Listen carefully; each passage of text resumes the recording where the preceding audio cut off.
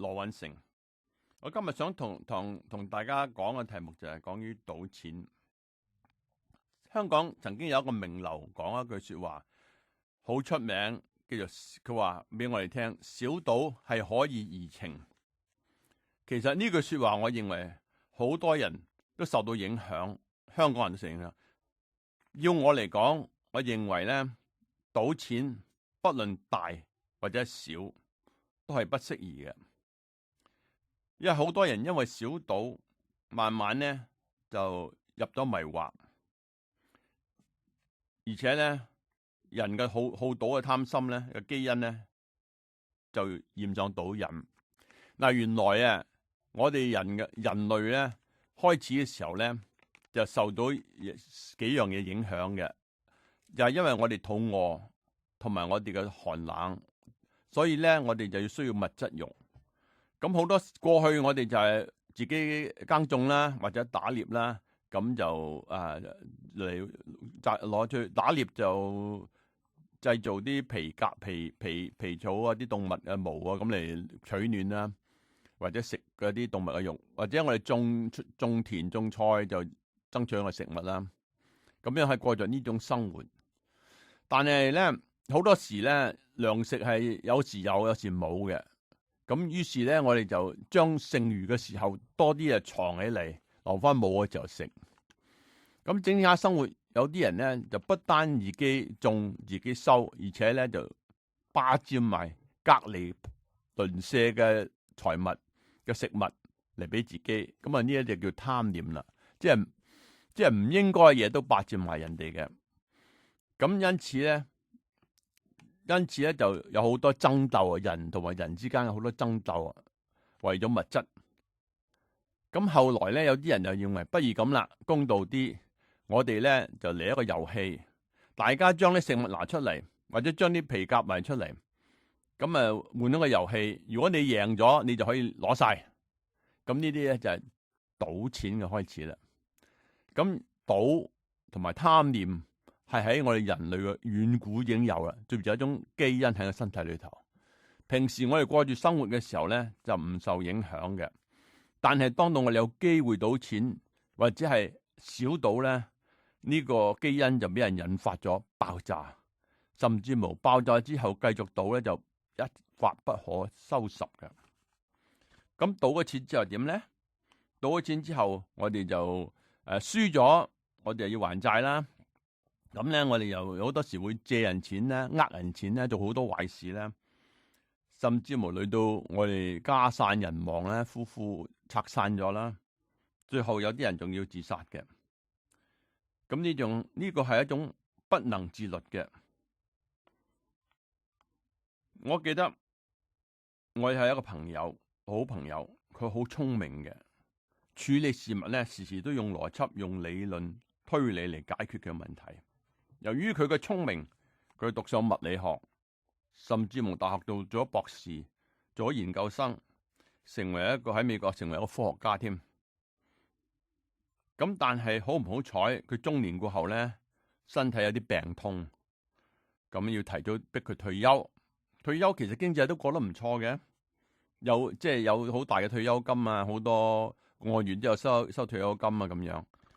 咁得閒冇嘢做咧，晚黑咧佢就流連喺賭場度。不久而久之咧，不幸咧佢染上咗賭癮。個賭癮咧，有時賺錢，有時輸啦。當然係每晚喺賭場度，甚至乎有個時期佢俾人即係贏咗錢咧，俾人搏暈咗，搶光佢錢。但第二晚咧，佢又翻返嚟賭。有一次咧，將啲退休金個月嘅退休金賭使晒、輸晒，甚至乎將佢自己間屋都要壓埋。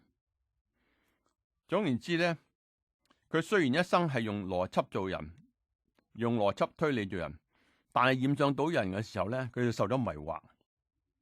原來啊，賭同埋罪係唔分開嘅。罪本身就係一個律，一個向下沉嘅律，而且呢個罪咧係有一個毒鈎嘅，俾你綁住你，將你向下拉，向火坑嗰邊走，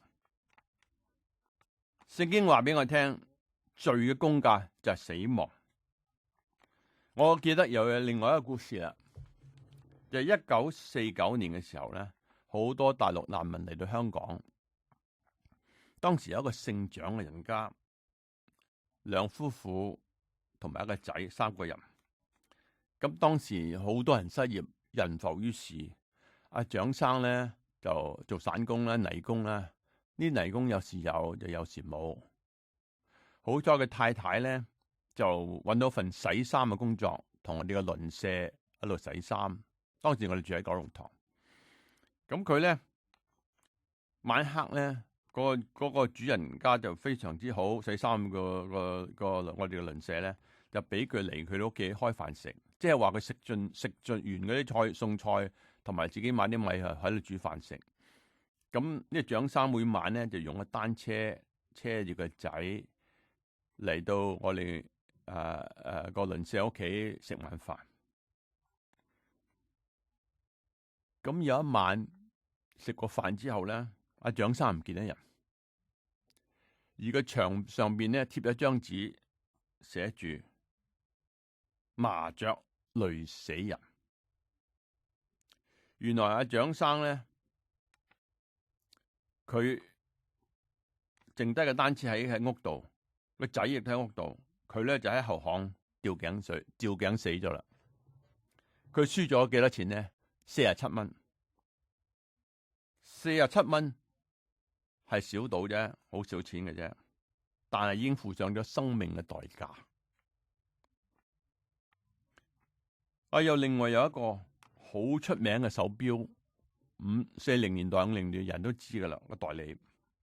佢有個第二個仔，當然咧做一個代理錶嘅太子爺，生活非常之悠遊，得閒冇嘢做，四圍去玩。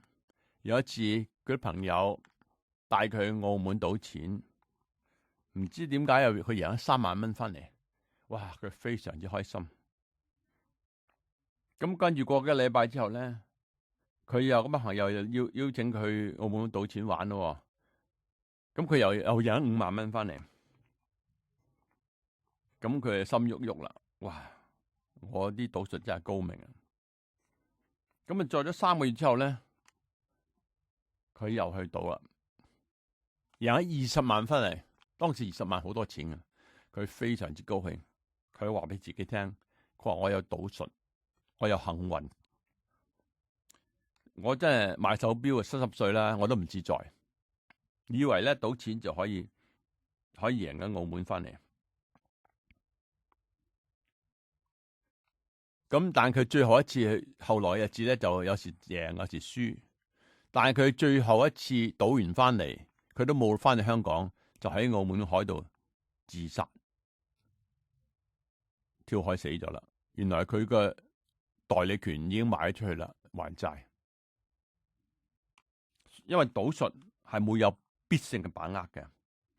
如果澳門就啲賭場唔會越開越多咧，澳門政府收入越準越大，要派錢俾嗰啲居民咧。其實一個人賭錢，賭場係唔驚你贏佢錢嘅，最怕你唔嚟嘅啫。因為你贏咗錢，心喐喐又要翻嚟噶啦。輸咗錢咧，你又要翻本，心唔忿。但係越翻越多，越翻越窮。所以咧，越踩就越深，不能夠自拔，輸咗身家。輸咗人家對你嘅信任，人家對你人家嘅破產，甚至無家晒人亡。所以提摩太前書話俾我哋聽，6章10節，佢話貪財是萬惡之根，那些想要發財的人就陷在迷惑、落在網羅和許多無知有害的私欲裏，叫人沉在敗壞和滅亡之中。貪財是萬惡之根，有人貪戀錢財，就被引誘離了真道，用許多愁苦把自己刺透了。所以患上患上賭癮嘅人，就應該求神幫助，求朋友信徒幫助，清醒過來，把賭癮喺身度割切出去，遠離一切嘅罪惡。好似賭錢，好似牌九啊、翻攤啊、麻雀啊、跑馬、攞土啊，呢啲我哋都要遠離。學習點樣做一個敬虔嘅人生同埋聖潔嘅生活。多謝各位收聽。